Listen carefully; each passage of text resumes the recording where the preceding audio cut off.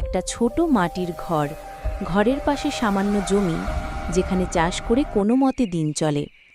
রহিম নামের এক তরুণ কৃষক সেই ঘরের একমাত্র উপার্জনক্ষম ব্যক্তি।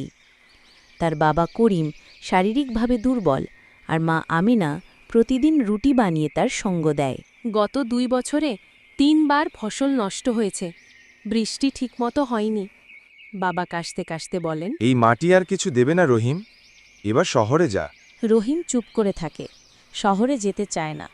মা কাঁদে। তুই গেলে এই ঘরে আর আলো জ্বলবে না রে। তবুও টাকা দরকার। মা নিজের শাড়ি বিক্রি করে বীজ কিনে দেয়।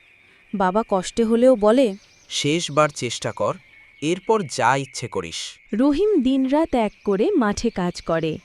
বাবার পুরনো কৌশল আর মায়ের হাতে বানানো পিঠে খেয়ে সে ঘাম ঝরায়। মা প্রতিদিন এসে দেখে যায় মাঠে ছেলেটা ঠিক আছে কিনা।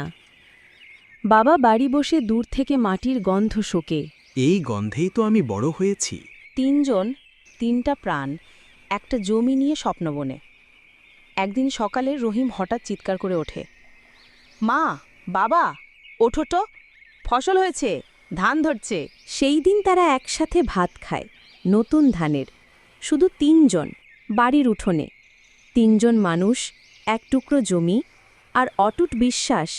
এই গল্প কোনো শহরের আলো নয়, বরং গ্রামের নিঃশব্দ মাটির গান।